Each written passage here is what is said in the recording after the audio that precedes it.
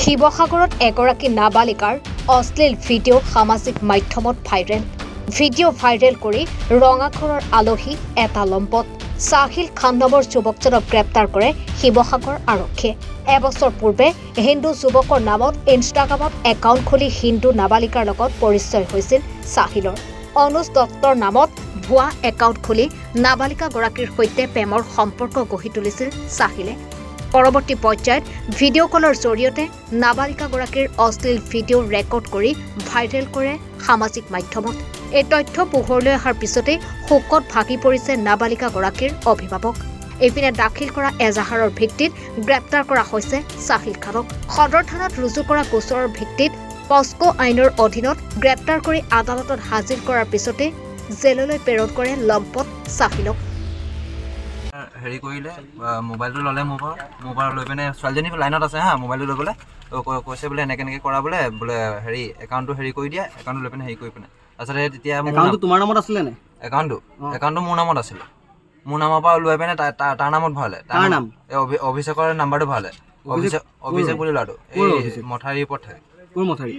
এইটো চাইডে এনেকৈ যেন এনেকৈ চিধা যেন যায় হনুমান মন্দিৰৰ ফালে। দবা ফিল্ডৰ ফালে? অঁ, দবা ফিল্ডৰ ফালে সেইফালে থাকে। আৰু এটা লগত ধ্ৰুৱ বুলি ল'ৰা আছে আৰু দুটা ল'ৰা আছে লগত। আৰু দুটা ল'ৰা কোন কোন? ল'ৰাটোৰ নাম দুটা নাজানো।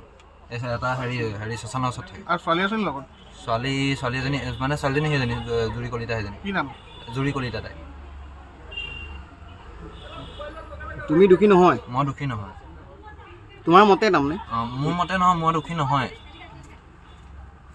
মই একো কৰাই নাই মানে। মই মানে দুমাহ মোৰ মাৰ লগতে মই হেৰিতে গোটেই ৰিপৰ্টে চিপৰ্টে হেৰিতে আছে। মই মাৰ লগতে মই হেৰি যুঁজি আছোঁ। একাউণ্টটো আচলতে কাৰ আছিলে? অৰিজিনেল একাউণ্টটো কাৰ আছিলে? অৰিজিনেল একাউণ্টটো হেৰি তাইৰ ভাগৰ আছিলে। তাৰপিছত তাই মোক ক'লে বোলে মোৰ একাউণ্টটো চলাবি নি? মই ঠিক আছে দে। তাৰপিছত মই একাউণ্টটো হেৰি কৰোঁতে তাৰপিছত সেই ল'ৰাটো মানে ছোৱালীজনী সেই ল'ৰাটোক ভাল পাই আছিলে। ভাল পাই থকাৰ পাছত তাৰপিছত তাই ক'লে বোলে মোক এৰি পিনে তাৰপিছত হেৰি কৰিলে। তাৰপিছত কৈছে বোলে এনেকৈ কৰা বোলে একাউণ্টটো মোক লৈ মই লৈ ল তেন্তে। সেই ল'ৰাটো মানে কোন ল'ৰা?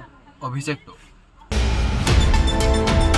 শিৱসাগৰৰ পৰা ৰাতু কুমাৰ দাসৰ ৰিপৰ্ট, এনি ভাৰত 24। নমস্কাৰ, মোৰ নাম নিৰুপম শইকীয়া। এনি ভাৰত 24 এটা নতুন অনুষ্ঠান লৈ আহি আছে, জুবিনৰ গানে কি আনে। তাৰ অডিশ্যনসমূহ অসমৰ প্ৰত্যেকটো ডিষ্ট্ৰিক্টত হ'ব আৰু এটা ৰিয়েলিটি শ্ব' হয়।